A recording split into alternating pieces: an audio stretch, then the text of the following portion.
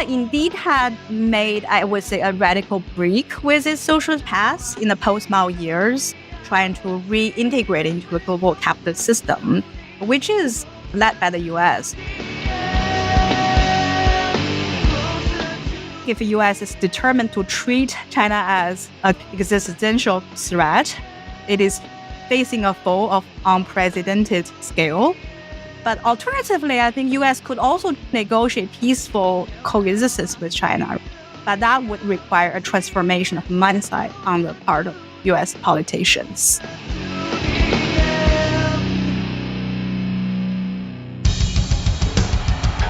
What I have said is that this campaign is not just about electing a president, it is about making a political revolution.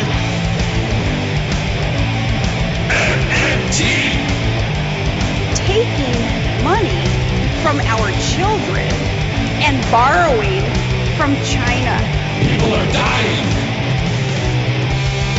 Is the program so critical it's worth borrowing money from China to pay for it? And if not, I'll get rid of it. Stop lying!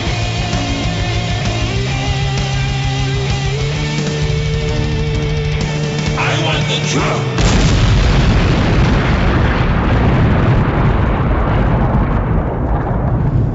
Now let's see if we can avoid the apocalypse altogether. Here's another episode of Macro and Cheese with your host, Steve Grumbine.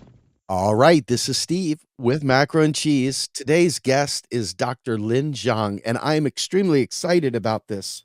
I didn't know what to expect. I picked up her book, The Labor of Reinvention, Entrepreneurship in the New Chinese Digital Economy. And for those of you who know anything about me, my capstone in my graduate studies was a trip to Beijing and Shanghai, and I got to experience firsthand some of the development as United States corporations tried to set up shop within China, some of the rules and regulations that were involved in doing that. And all this was such an exciting period of time for me. And so I said, I want to learn about China. So this trip was fantastic. And as I'm growing in my knowledge, both as a political activist, as a commentator, and in my other role, the Rogue Scholar, learning this stuff has been very enriching. So Lin's book was something that I wanted to dig deeper into because things really changed at the global financial crisis. And one of those things was a shift in the way Chinese entrepreneurship started shaping and molding society there. So when I saw this book, I said, I got to talk to her. And she was kind enough to come on. And so with that, I'm going to introduce my guests. Dr. Lin Zhang, thank you so much for joining me today. Thank you, Stephen, for having me on your show. Let me just give you her bio. Lin's an assistant professor of communication at the University of New Hampshire. Her research centers on information regarding capitalism, platform studies, and intersectionality, focusing on China and ethnic Asian people in a global comparative context and in spaces of transnational encounters. A communications scholar by training, her interdisciplinary research engages Asian American studies, science and technology studies, economic geography, and anthropology. And that is a great introduction. So thank you so much once again for joining me today. Thank you. The pleasure is mine. So let's just jump right in.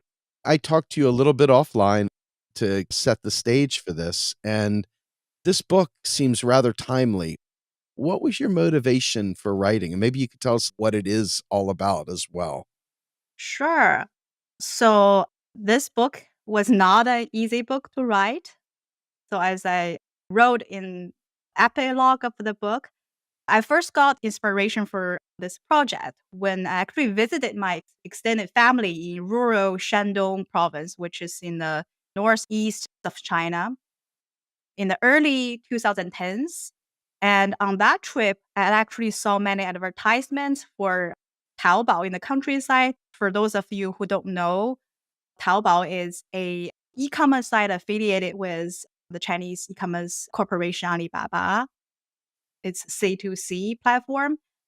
So during my stay there, in the early 2010s, I learned that one of my cousins who used to be a migrant worker in Guangdong province had reinvented himself as an e-commerce entrepreneur.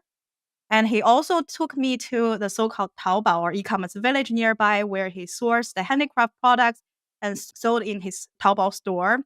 And later I realized that it was only the beginning years of a new phase in China's economy. And a defining feature of this new phase, as I explained in the book, is the proliferation of the kind of entrepreneurial labor, whether they are the rural e-commerce entrepreneurs like my cousin, the people of diverse backgrounds whom I met in Beijing's Zhongguancun. So Zhongguancun is a high-tech district in Beijing. I met in the co-working spaces and incubators, or the transnationally mobile Chinese women entrepreneurs I met in Los Angeles and elsewhere who resell luxury products via social media.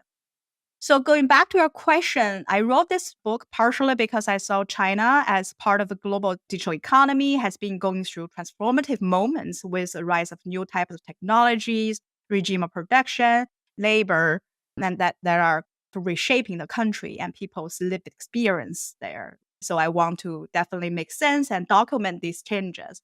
But equally important, as I emphasize in the book, not just the ruptures, the novelties of the new economy, but also the continuities in China's new economy and how the sort of innovation system from the state-led model to the significance of, for example, family production in all this.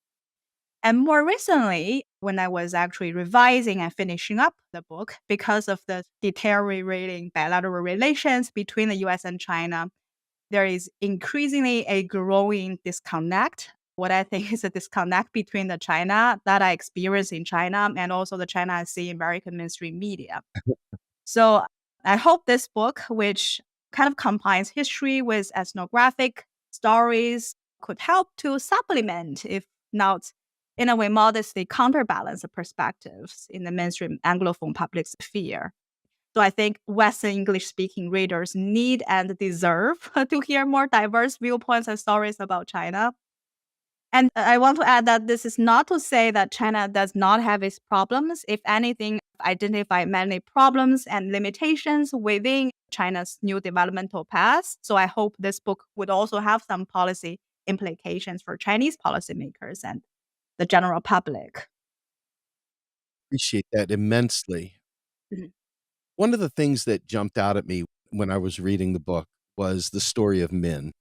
Mm. In your intro, your preface to the book, you talk about the story of Min.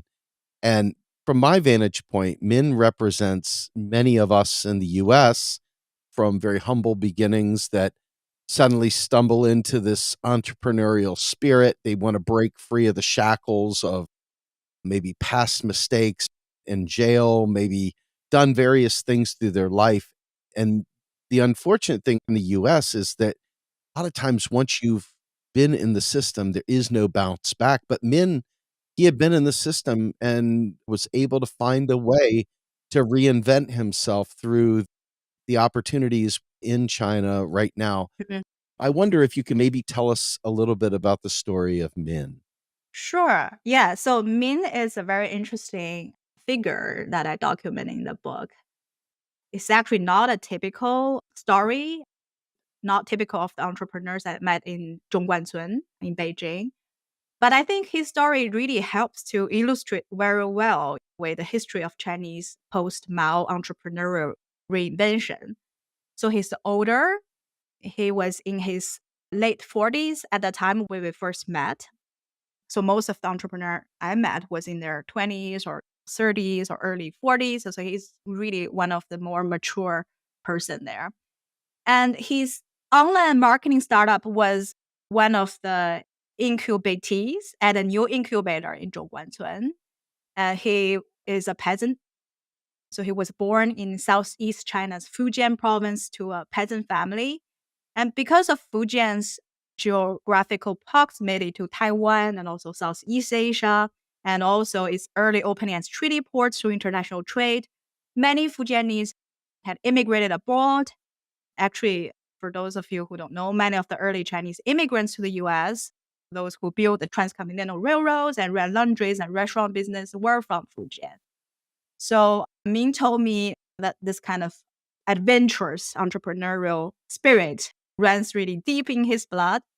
And his entrepreneurial trajectory actually paralleled major watershed moments in China's post-Mao reform. He was, in the beginning, apprenticed to a local trade painting artist at a very young age to start supporting his family. And then he went to a tuition-free teacher's college and became an art teacher after graduation. And when the post-Mao reform and opening up really accelerated in the 90s under Deng Xiaoping, he started to run his own art training school and invested into newly emerging bars, which got him into the orbit of local gangs. And at a certain point, as you mentioned, he actually even served a short sentence in the prison. And a few years after he got out in the late 90s, and China had entered the WTO, the World Trade Organization, which gave him actually another opportunity to reinvent himself. And this time he started out as a shop assistant in a fashion retailing store and worked his way up until he became the boss of his own fashion company, which adapted the latest high fashion styles into affordable fashion for young people. So basically the H&M and Zara style. At its peak in 2006, Min's business boasted annual sales of more than 1 billion RMB. And so he's really a kind of millionaire, if not a billionaire, for a while. Unfortunately, his business started to falter really after 2008, partially due to fallout from the global recession, but also because of the boom of e-commerce in China. So that's when I met him in Zhongguancun, trying to reinvent himself once again as an internet entrepreneur. So I think Min's story in a way captures the sort of imperative of entrepreneurialism, in which we're all living in contemporary capitalist economy, the need to kind of keep reinventing oneself to adapt to the constant changes, but also the kind of contradiction generated on personal and collective level. So the coexistence of opportunities, risks, and frustrations. So this is, I think, what I try to document in the book, the everyday labor of entrepreneurial reinvention. But I definitely agree with you that because of, in the early days, the sort of residual of the socialist system, the teacher's college, tuition free, and later on, all these new economic opportunities open up at every stage as China gradually reintegrated into the global capitalist system.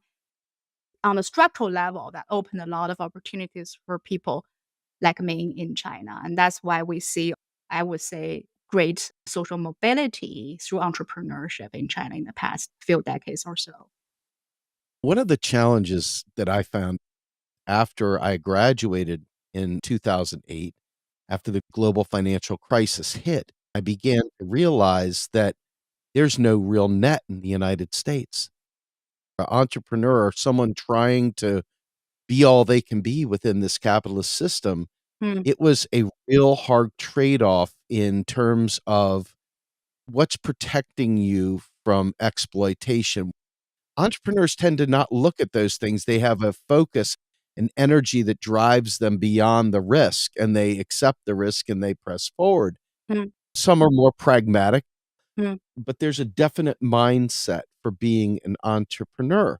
And given the post-Mao reforms, and even during Mao, I understand that in China, that people do have good services that are part and parcel with being a citizen within China, that there's just certain things they will not have to worry about because it's taken care of for them.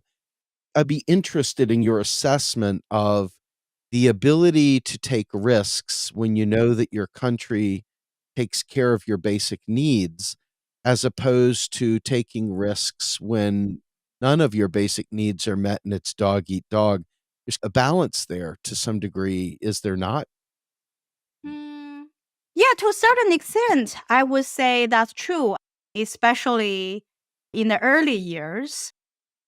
For example, in the Zhongguancun case, I talked about a lot of the high-tech entrepreneurs before they started their business, starting from the 80s and increasing in the 90s. They were kind of affiliated. They were part of big socialist workplace. In China, they call it danwei.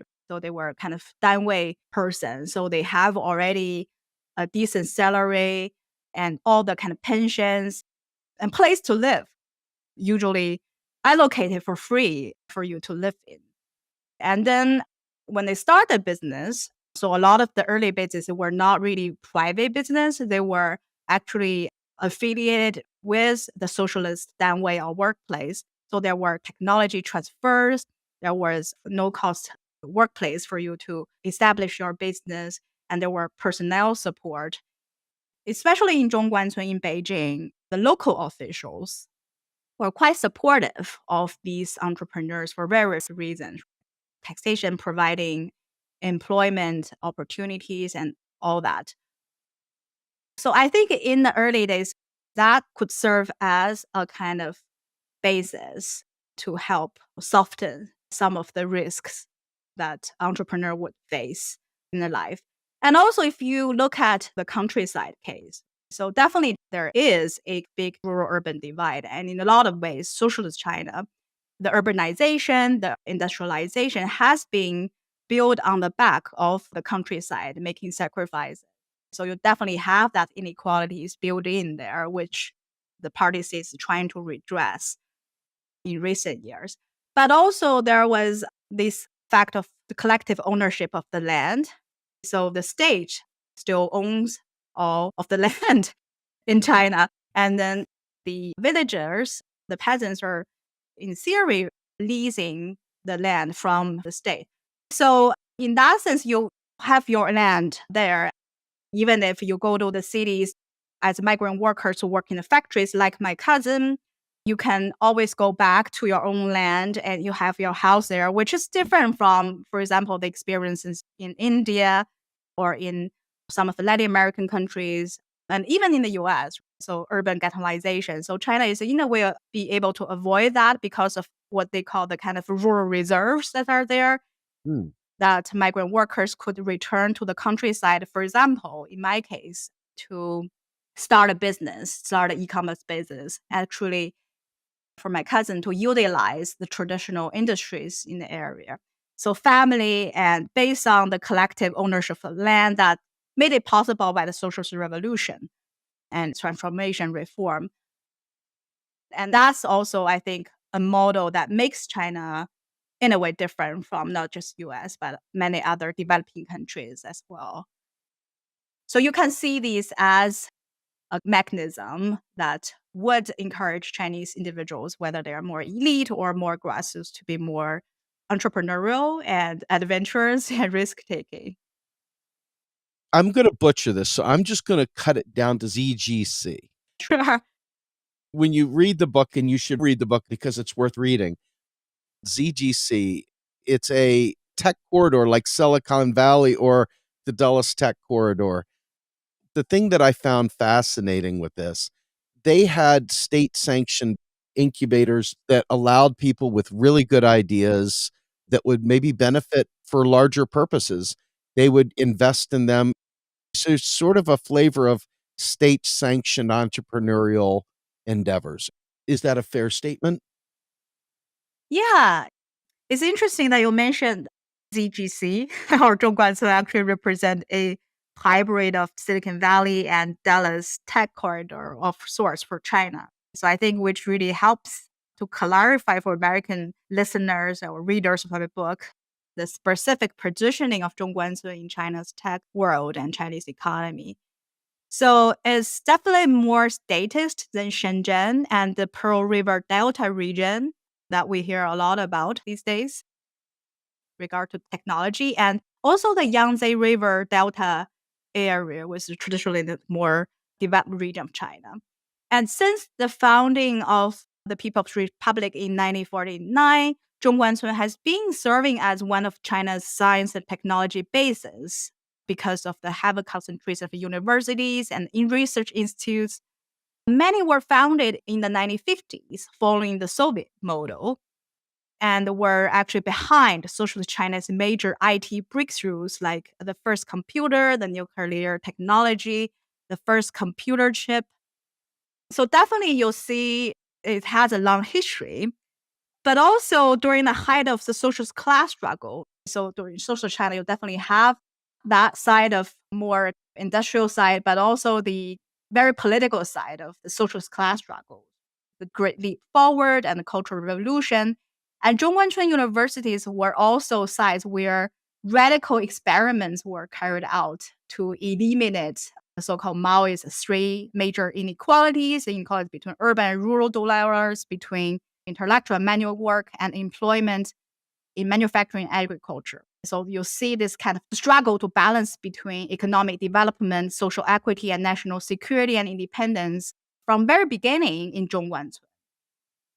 So in Zhongguancun's post-Mao reinvention in the 80s and 90s, Silicon Valley was definitely an important symbol and model. And I think also in comparisons to the Dallas Tech Corridor, the defense and civil military fusion element is definitely there in Zhongguancun.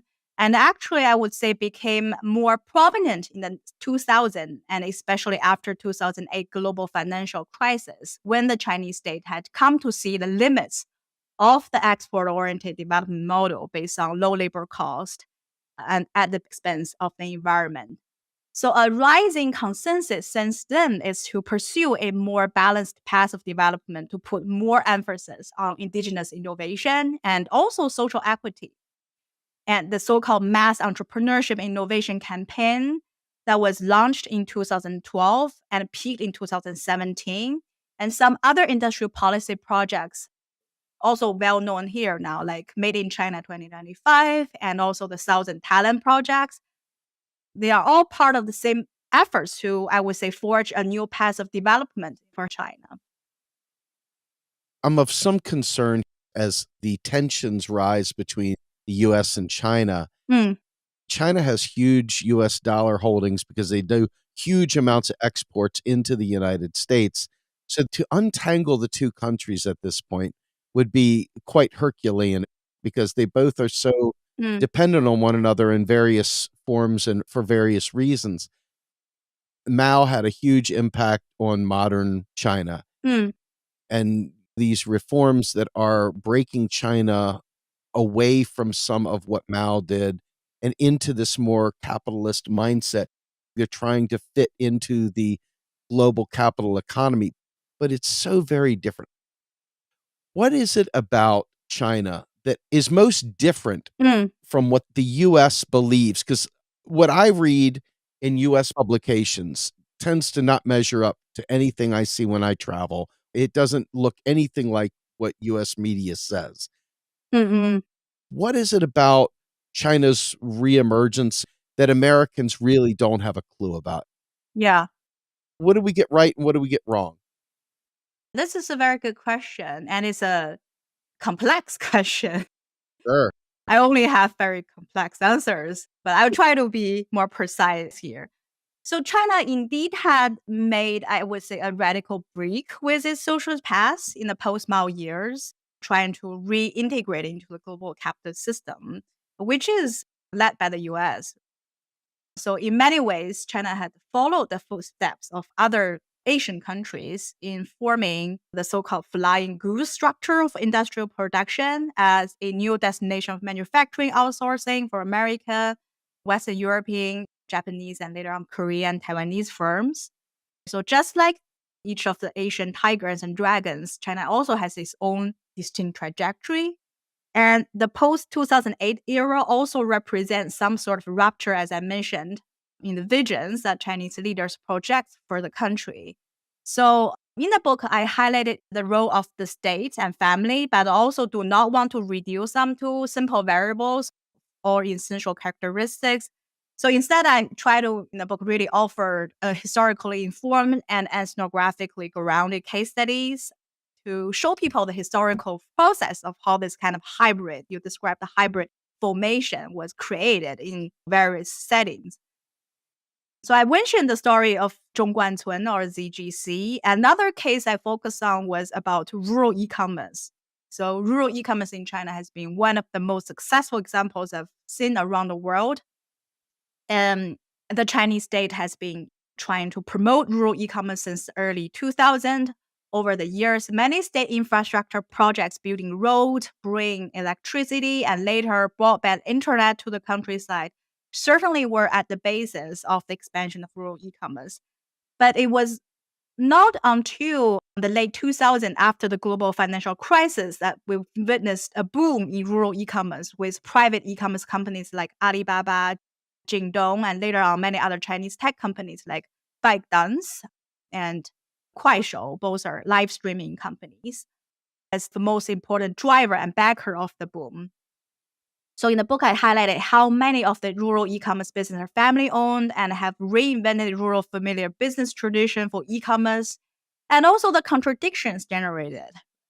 So in the handicraft e-commerce village, I did extensive ethnographic research.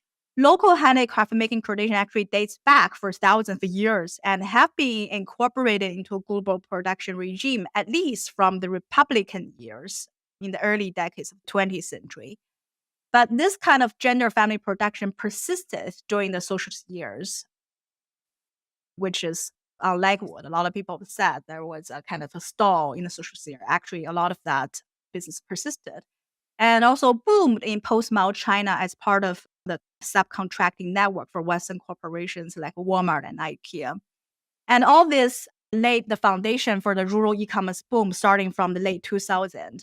And the sudden decline in Western export market led to factory layoffs and closures, forcing many migrant workers to return to the countryside.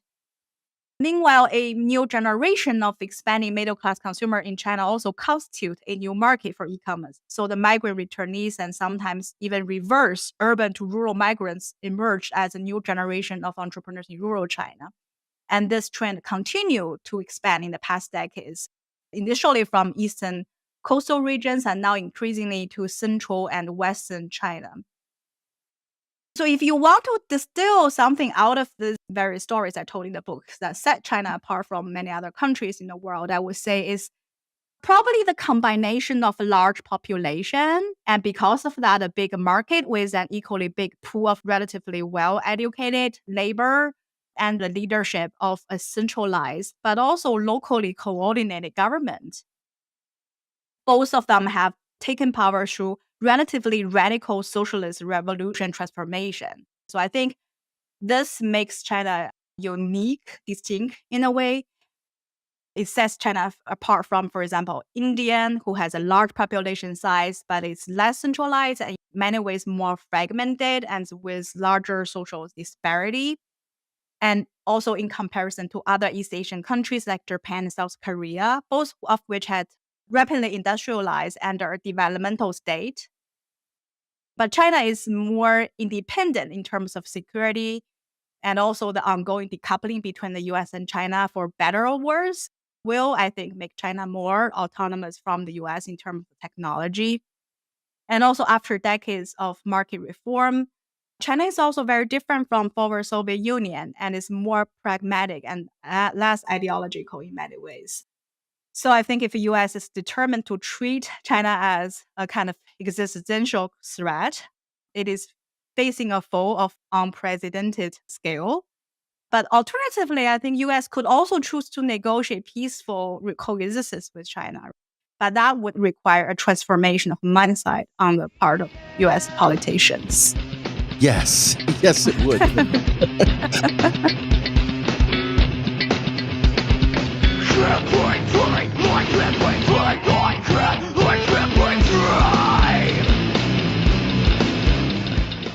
You are listening to Macro and Cheese, a podcast brought to you by Real Progressives, a nonprofit organization dedicated to teaching the masses about MMT, or modern monetary theory. Please help our efforts and become a monthly donor at PayPal or Patreon. Like and follow our pages on Facebook and YouTube, and follow us on Periscope, Twitter, Twitch, Rockfin, and Instagram.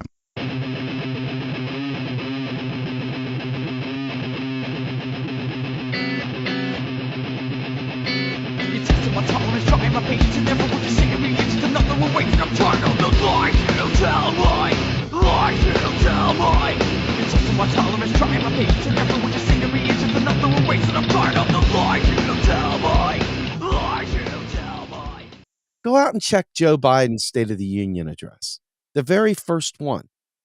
Before we had any of these problems overtly, that was his first chance to get in front of the American people at a State of the Union. And the first point of order was talking about the big foe, China. And this had been set up for a long time, even prior to any of the involvement with the current Russia Ukraine conflict. We had already targeted Russia. The United States allowed its infrastructure to fall apart. It did not take care of its global hegemony, which was empire. It could have been a really good friend to people, but instead used very predatory approaches to building relationships on the global stage. I see China right now reaching a hand out to people saying, let's be friends and do business together, relationships that will benefit us for the long term. The approach is less about let us break out our military and tell you how you're going to do it versus working together. I see a lot of people desperate to get away from US involvement. China has kept moving, and it looks like they're in a position to seize upon the US's hubris. I'm curious what your thoughts are on how China is positioning itself on the global stage, and how much do you think it really cares specifically about the US? It seems like it's going to do what it wants, regardless of what the US thinks or wants, which is refreshing. Yeah, definitely. I think China is making some small or big breakthroughs in terms of its international relations and building partnerships through business infrastructure building instead of the US approach, which focus more on the security alliances. So in that case, I think China is definitely building new ground, and it definitely want to project itself as some sort of alternative models, whether it's in Africa, in Latin America, in the Middle East, and even in Europe. So it's trying to present itself as some sort of different force on the global stage. So I definitely agree with you, but I think this is an ongoing project that the US hegemony globally is still very powerful, very strong. Yep. And especially I think with US and European unions, but also some of the former Soviet Union, the ideological and beliefs and also racial connection there is still very strong. So for China to be an alternative partner and player there still has a lot of work to do. But I definitely think China is trying to build on the global South solidarity historically with socialist tradition, really tap into that with especially African and Latin American countries, and also Chinese neighbors in Southeast Asia and South Asia in a way. India and China bilateral relation has been problematic, but I think that's also a area where China could really work on to rebuild some of the connections there with India. But I agree with you, the world is changing. And sometimes it's, for me, accessing multiple sources of information, both Chinese and English. And I see a lot of the messages and I could see accessing Chinese couldn't really get through here in English or in Western Anglophone media. But also the other way is also true. So China would also block some kind of information. Yeah. So definitely I keep telling my students, the world is changing. You have to really be prepared. And I think people should be informed of all these different dynamics, changing dynamics going on in the world. The second part of the title of your book, which I think is very important to this conversation, Mm. entrepreneurship in the new Chinese digital economy. I bring that up because in the United States, there has been a huge effort by Republicans to basically block and ban TikTok. Mm. which is Chinese digital media. And this is yet again another form, in my opinion, of saber rattling. In your studies and in your work and learning about Chinese entrepreneurship in this digital economy, Mhm. what is the role of TikTok in that space? So TikTok's mother corporation is ByteDance. TikTok is foreign operation. So in China, the ByteDance Chinese version is called Douyin, which is a different platform in China. And it's a live streaming platform. And it pretty much established itself in the past decade. And by the way, ByteDance mother company also was a Zhongguancun company. It emerged. Ah, Yeah, so it's part of the Zhongguancun offspring, I would say. So I would say TikTok is one of the most successful tech companies with Chinese origin or started up by Chinese entrepreneurs, but become really successful, not just in the US and many different parts of the world. And more recently, I think TikTok, as you described, definitely getting caught up in the crossfire of US China decoupling. And the entrepreneurs themselves and the company really have to figure out how they can navigate this increasingly hostile geopolitical currents. And it has done many different things. They had to try to establish a separate data storage center location in the US and did a hearing, US Congress hearing that was widely reported and covered. And I would say the Chinese part of TikTok, Douyin, has been very successful in China, continue to be so. And at the beginning, I think it really was succeeded based on its sophisticated algorithms. And also more recently, it got into e-commerce. So it was actually, for example, in some of the villages that I studied, at the very beginning, it was traditional e-commerce platforms, and now they're all doing live streaming. So they're all selling Douyin, Chinese TikTok.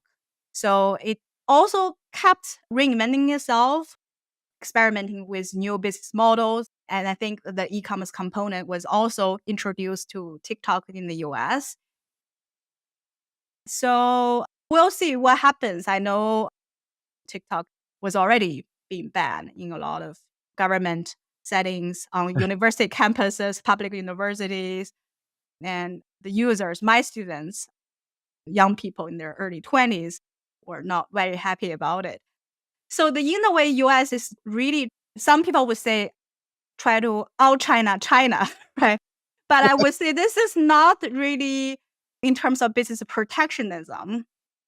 It's not essentially Chinese characteristics.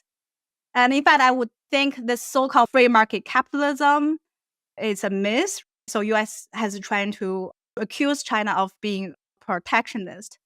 I think this market capitalism is really a myth manufactured to serve the interests of some parties and nations. And now with the shift of policy in the US, we're really entering a new era in which the myth of free market capitalism, along with its institutional infrastructures, like the WTO, like many others, are actually collapsing. So I think we're definitely entering a new era, which forces us to reflect on exactly what kind of system we live in.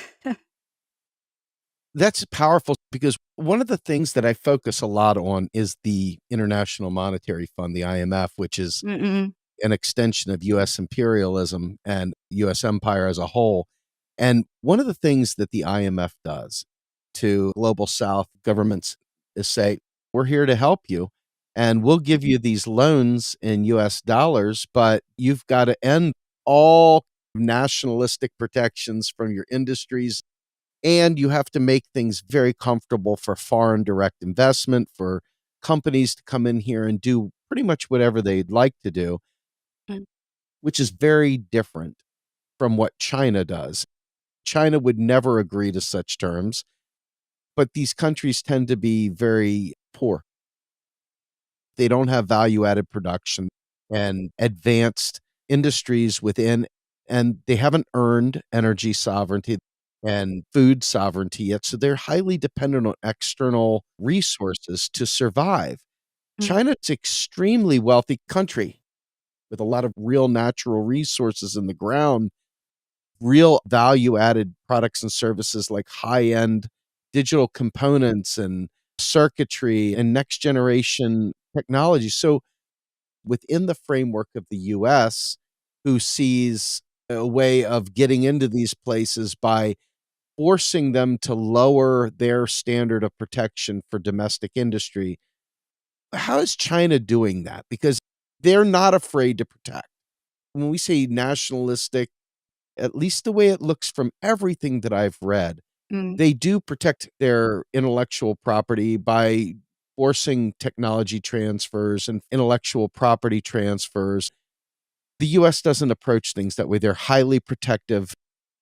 We've got 20 years of this patent, you can't touch it, and then we'll extend it another 20. Doesn't matter whether or not everybody would live if we could give you this medicine. It's patented, we're not giving it to you. Mm. It feels like China has a little different approach, and I was just curious if you could speak to that. Yeah, so I think definitely I would say China in some ways are more autonomous and independent from the US. So energy is certainly one. China is relatively rich, but I wouldn't say it's in comparison to Russia, for example, in terms of oil. So it still has to import oil. But I think definitely China is a large agricultural nation, and food sovereignty, for example, has been a big factor increasingly in recent years in this mind of Chinese policymakers. And as I already mentioned, in comparison to other developmental states in East Asia, for example, Japan and South Korea, both are, I would say, more in terms of a per capita GDP, richer than China, more wealthy than China, but also more incorporated into the US system in terms of security. So I think the military and security and independence there definitely helps China to be more assertive in a way. And I would say China also is a dynamic model in a way. In the early years, for example, in the 80s and 90s, when China just opened up, it went through a period very similar to the other nations in Southeast Asia, rapid privatization, a state-led model, but you see massive layoffs of state-owned business workers and all that. At that time, I think China's focus is more on attracting foreign investment, really sometimes in return would negotiate technology transfer to China. So to spearhead its own development, technological development. For a long time, it was not very successful, especially in the 1990s. And I think it was only in the mid 2000s, the later years of the Wen Jiabao and Hu Jintao government, that they started to put a lot more emphasis on indigenous innovation, industrial policies. And it was also a time I would want to add that after decades of export-oriented kind of development, China now have the conditions, the surplus capital to reinvest them into all these new technologies. So in the past, it was more about kind of a primitive accumulation stage. And that's when we started to witness rise of a new vision, as I mentioned in the book. But the 2008 global financial crisis, and later on, since 2017, the 18 US sanctions on Huawei, ZTE, and now increasingly almost all Chinese technologies, whether it's linked to the military or not, are being blocked or experiencing some sort of sanctions or challenges there. So I think that really convinced the Chinese leaders, policymakers, and also the general public of the necessity, if not the urgency, of pursuing a more independent model. And as I said, China also, to a greater extent than, for example, Japan, and also Germany, in a sense, to have greater freedom and autonomy to do that because of the relative independence in terms of security and military, I would say, if not energy in that case. I come from more of a socialist perspective. Mm. What I celebrate, China's trying to undo, but there's an element here of seeing private property and what I would call an objectivist Ayn Rand view of society that has seeped into almost every crevice of social order. Mm. My critique of the US based capitalism is far too few win and far too many lose. And the price of failure in the US frequently is death and poverty. And in China, what is your critique of this path forward they're choosing? Mm. Entrepreneurship in a country that has come from Mao. It's a little different than where we've come from. Yeah. This country started in the backs of indigenous people, but it also started with very wealthy landowners in the US putting a premium on private property and private ownership of things. That has made it a very dog eat dog world from its inception. I'm curious as to what your critique is on the Chinese efforts. Do you see them forsaking the things that made them China in terms of family and basic provisioning of human needs and from healthcare? Entrepreneurship tends to speak to something very individualistic, and that kind of winners and losers approach is baked into everything in American society, and there's a rapid privatization, even now, desperation to privatize public parks. Mm-mm. China didn't have private property back in the day, and they're moving to privatize now. What is your critique of where they're heading in terms of being able to take care of their citizens versus what the Chinese culture of yesterday was? Right. So I think I argue in my book, I would treat China as a kind of ongoing project. So I said that I actually find a lot of the discussion of China model useful, but instead I try to propose what I call a China paradigm following the late historian Arif Derlich.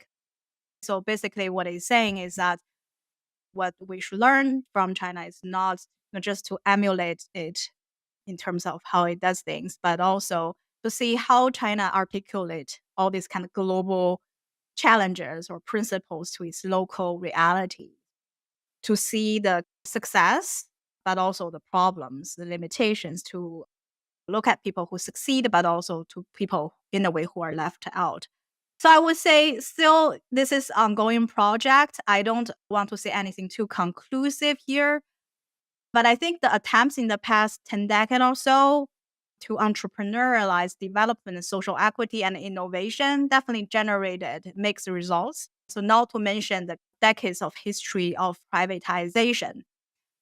And certainly, as we have all seen, China made much progress in the past decade in forging a domestic internet industry, hatching successful tech firms like TikTok. And it has also made a lot of progress in spearheading tech innovations in sectors like EV, semiconductors, and green technologies. But despite recent talks of promoting common prosperity, we have yet to see any concrete results.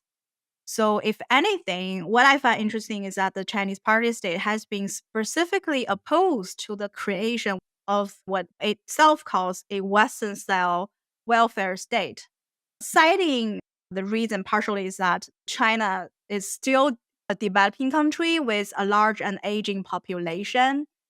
And I suspect the other reason is also because of the mixed legacies and mixed implications of Maoist class struggles for China. So the Chinese policymakers, politicians could also be very wary of the radical aspect of that. So I think China is in general being very pragmatic, promoting grassroots entrepreneurship and digital economy, especially in the countryside, has been one way because of that to redress inequalities. As I argue in the book, entrepreneurialized social equity also has its own problems and may not sometimes produce results intended. So the pandemic certainly hasn't made things easier for China. Entrepreneurs that not hold the same level of appeal for a younger generation of Chinese seeking more security in government jobs now. the reality of high unemployment rate has recently further facilitated digital self-employment and also the trend of returning to the countryside to start an alternative career, often as an entrepreneur. But more recently, we also see experiments with, for example, innovative or cooperative ownership structures in the villages in Southeast China, and also efforts to cap the earning of practitioners in the financial industry, for example. And also there are reforms in pension, healthcare, and also property tax are being debated, and some of them waiting to be unrolled. So despite my critiques, I would also like to keep an open mind and see where the country is heading toward in the next few years. That's why I'm very excited about my upcoming summer trip to China after a few years of pandemic-induced isolation here in the US. So my feeling is that China is still a developing country. So in terms of per capita GDP, it's 1/7 of the US. That definitely is not your Nordic socialist democracy model there. Sure. And that is still a long way for China to go in that regard. So I understand some of its reservation about radical redistribution. And especially I would say that UN sanctions and also decoupling is not definitely making the redistributive aspect easier for China because it has to direct a lot more money into strategic industries and also military security for that reason. So I would say that China still faces a lot of challenges ahead. And that's not to say that Chinese leaders have their own visions and has been very creative, if not also pragmatic about how they are going to achieve that. If you were to tell somebody, come read my book, what do you think is the key message that people need to hear? So we talked previously about how the US sees China versus how it really is. I think that's partially why I wrote this book. So I want to give the English speaking readers a more kind of nuanced, complicated picture of China. And I would specifically want to identify one aspect of how US sees China from the picture Chinese like to understand, pin themselves differently. So the US tends to view China through, I think, dichotomous lens of authoritarianism versus democracy. And filters through that lens, Chinese people are either suppressed by the CCP or brainwashed by it. I think that's not how the majority of Chinese people understand their relationship with the party state. And that's also very simplified understanding of the Chinese state. So in the book, I try to paint a more complex picture of the Chinese state. For example, I talk about competing demands of the Chinese central state to maintain economic development, social equity, and national security, as well as the discrepancies between central and local states, which in many ways are not too different from the US government.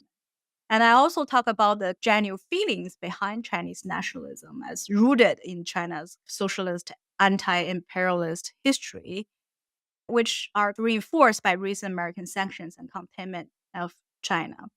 So assumption behind the US sanction of Chinese tech firms is that you cannot produce your own indigenous version of technology without us. I think this has actually even more strongly incentivized the Chinese to prove to the US that they can. And in a way, US has, I think, placed a bet there. And if it loses, it has to get ready to face up to a China that is not just technologically more advanced, but also more independent of the US. And in a lot of ways, because of what happened recently, less friendly towards the US. So I think that's a general message. And I hope this book could provide a kind of alternative understandings of exactly what's going on in China and how Chinese people, Chinese government is working and how Chinese people perceive their government and US-China relations and all that. Fantastic. Lin, this was amazing. I'm going to probably reread your book with a different set of eyes now that I've talked to you and try to incorporate more of this into my understanding because it's real easy to romanticize things. It's even more important to know the truth. And you've taken a great deal of effort to tell that story. and the story is yet to be finished. It's still writing itself. Yeah. Where can we find more of your work? So you can definitely go to my website. So if you search for my name and my university affiliation, you will find my website where I have most of my published articles and some of my interviews, podcasts I've done in PDFs or with a link there. So definitely, I think, go to my website. Okay. Well, thank you so much for this time. I appreciate it. Again, the book we're talking about is The Labor of Reinvention, Entrepreneurship in the New Chinese Digital Economy by Lin Zhang, Zhang. And I hope that you will check it out. And with that, Lin, thank you once again for joining me today. Thank you so much, Stephen. Thank you for the opportunity to share. Absolutely. So this is Macro and Cheese Podcast. We are a nonprofit. We get funded by your donations. So please, by all means, if you enjoy the work we do, if you think there's value to what we're doing, please consider becoming a monthly donor. We would love to have your support. So by all means, check us out, realprogressives.org. This was another great episode of Macro and Cheese. And on behalf of my guest, Lin Zhang, and myself, we are out of here.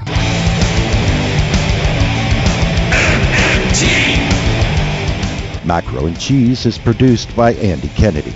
Descriptive writing by Virginia Cox and promotional artwork by Andy Kennedy. Macro and Cheese is publicly funded by our Real Progressive Patreon account. If you would like to donate to Macro and Cheese, please visit patreon.com/realprogressive.